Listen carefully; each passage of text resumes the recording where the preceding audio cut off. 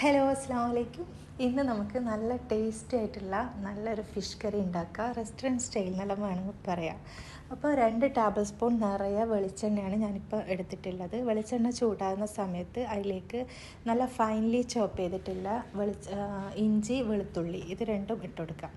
ഞാനിപ്പോൾ കൈവച്ച് കട്ട് ചെയ്തതാണ്. ചോപ്പർ ഉണ്ടെങ്കിൽ അതായിരിക്കും നല്ലത്. അപ്പോൾ അതിൻ്റെ കൂടെ നമുക്ക് ഷാലറ്റ്സ് 2 കൈപ്പിടി നിറയെ വേണം. ഷാലറ്റ്സ് നന്നായി ഗ്രൈൻഡറിൽ ജസ്റ്റ് ഒന്ന് ക്രഷ് ചെയ്തെടുത്തതാണ്. പിന്നെ ആവശ്യത്തിന് എരിവിനനുസരിച്ചിട്ടുള്ള പച്ചമുളകും അതുപോലെ തന്നെ വറ്റൽമുളകും. എരിവ് കൂടുതൽ ഇഷ്ടമുള്ളവരാണെങ്കിൽ നിങ്ങൾക്ക് വറ്റൽമുളകും പച്ചമുളകും 2 വീതം എടുക്കാം. അപ്പോൾ ഇത് നന്നായി വഴറ്റി ഒരു ഗോൾഡൻ കളർ ആകുന്നത് വരെ വെയിറ്റ് ചെയ്യുക. ഈ സമയം നമുക്ക് സ്പൈസ് പൗഡേഴ്സ് ആഡ് ചെയ്ത് കൊടുക്കണം. അതിന് വേണ്ടി 3 ടേബിൾ സ്പൂൺ നിറയെ കാശ്മീരി ചില്ലി പൗഡർ, അതുപോലെ തന്നെ 2 ടേബിൾ സ്പൂൺ ഫുൾ മല്ലിപ്പൊടി, പിന്നെ 1 ടീസ്പൂൺ മഞ്ഞൾപ്പൊടി. ഇത് മൂന്നും കുറച്ച് വെള്ളം ചേർത്ത് പേസ്റ്റ് ആക്കിയിട്ട് വേണം നമ്മൾ ഇഞ്ചി വെളുത്തുള്ളി ഷാലറ്റ്സിൻ്റെ മസാലയിലോട്ട് ഇട്ട് കൊടുക്കാൻ.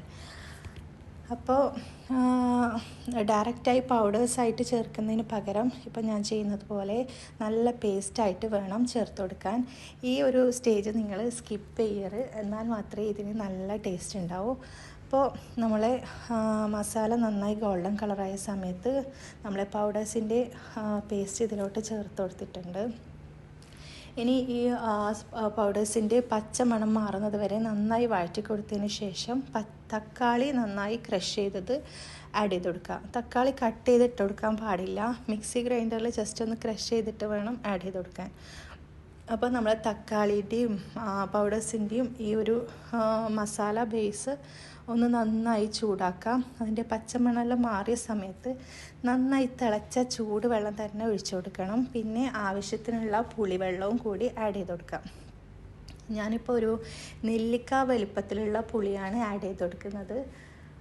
അത് നന്നായി സ്ക്യൂസ് ചെയ്ത് അതിൻ്റെ നീര് വേണം നമ്മൾ ഈ കറിയിലോട്ട് ചേർത്ത് കൊടുക്കാൻ. അപ്പോൾ നിങ്ങൾക്ക് പുളി കൂടുതൽ ഇഷ്ടമുള്ളവരാണെങ്കിൽ കൂടുതൽ പുളി എടുക്കുക.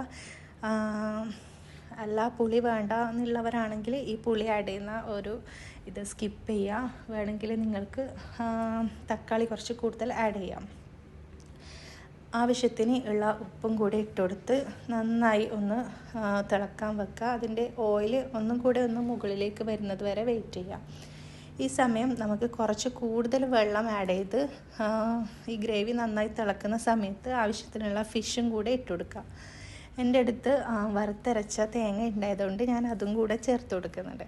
അപ്പോൾ നല്ല തനി നാടൻ സ്റ്റൈലിലുള്ള നമ്മുടെ ഫിഷ് കറി ഇവിടെ റെഡി ആയിട്ടുണ്ട്. എല്ലാവരും ഈ റെസിപ്പി ഒന്ന് ട്രൈ ചെയ്തു.